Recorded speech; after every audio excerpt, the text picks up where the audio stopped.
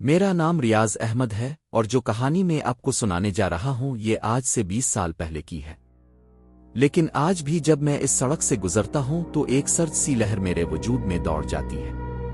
اس وقت میں جوان تھا، بمشکل 24 سال کا۔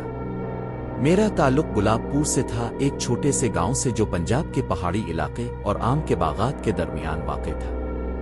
وہاں زندگی فجر کی اذان کے ساتھ شروع ہوتی اور مغرب کی اذان کے ساتھ ختم ہو جاتی۔ آدھی رات کے بعد کوئی بھی سرگرمی ہوتی تو کسی شادی پر جنازے پر۔ یہ 2003 کی سخت سردی کا موسم تھا، ایسی سردی جس میں سانس کے دھوئیں صاف نظر آتے اور دھند اتنی گہری ہوتی کہ یوں لگتا جیسے اب کسی بھوت کے لباس میں لپٹے جا رہے ہوں۔ اس رات میں اپنے کزن خالد کے پاس صدرپور کے قریب کے ایک قصبے میں گیا ہوا تھا۔ ہم نے دیر رات تک باتیں کی اور تاش کھیلتے رہے، یہاں تک کہ وقت کا پتہ ہی نہ چلا۔ جب دیکھا کہ رات کا 1 بج چکا ہے تو دل میں گھبراہٹ ہوئی۔ میرے گھر والے تو سو چکے ہوں گے اور اماں کی ڈانٹ کا سوچ کر میں جلدی روانہ ہو گیا۔ میں صدرپور کے بس اسٹاپ پر پہنچا۔ وہاں ایک چھوٹا سا شیڈ تھا جس کی چھت زن آلود ٹین کی تھی۔ اس کے آس پاس کی سڑک سنسان اور تاریک تھی اور دونوں طرف یوکلپٹس کے اونچے درخت تھے جو کسی خاموش نگہبان کی طرح کھڑے تھے۔ میں سردی سے کانپتا ہوا بس کا انتظار کرنے لگا۔ گلاب پور جانے والی آخری بس 11 بجے نکل چکی تھی، لیکن جیسے ہی میں یہ سوچ کر واپس جانے لگا کہ پیدل ہی چلنا پڑے گا، دھند میں سے ایک مدھم سی روشنی آتی دکھائی دی۔ بس میرے سامنے آ کر رکی۔ یہ ایک پرانی اور خستہ حال بس تھی، سبز اور پیلے رنگوں میں رنگی ہوئی جو ہمارے گاؤں کی بسوں کے عام رنگ تھے، لیکن کچھ عجیب سا لگا۔ پینٹ جگہ سے اکھڑا ہوا تھا اور اس تختی پر جہاں وہ گلاب پور ایکسپریس کے لکھا ہونا چاہیے تھا وہاں کچھ بھی نہیں تھا۔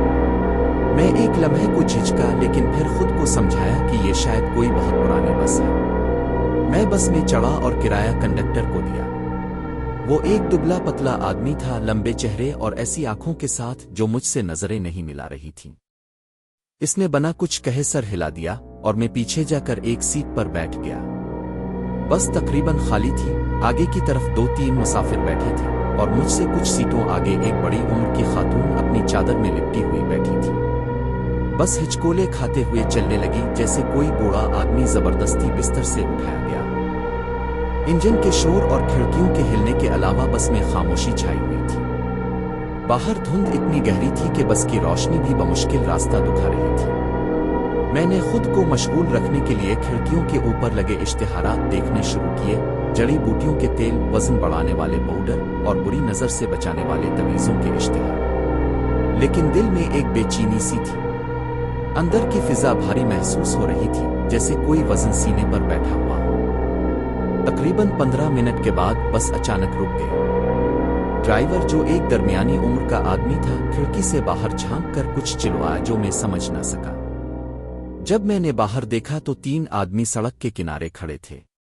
وہ تینوں اپنے شالوں میں لپٹے ہوئے تھے اور ان کے چہرے سائے میں چھپے ہوئے تھے۔ شروع میں نے سوچا کہ یہ شاید سردی میں پھنسے ہوئے مسافر ہیں، لیکن جب وہ بس میں چڑھے تو ان کے چلنے کے انداز نے میری ریڑھ کی ہڈی میں سرد لہر دوڑا دی۔ ان کی حرکتیں غیر معمولی اور غیر فطری سی تھیں۔ پہلے 2 آدمی لمبے اور دبلے پتلے تھے اور وہ تیسرے کو سہارا دے رہے تھے جو چھوٹا سا تھا اور اس کا سر لٹکا ہوا تھا جیسے وہ بے ہوش ہوا پھر۔ وہ تینوں خاموشی سے بس کے پیچھے آ کر بیٹھ گئے۔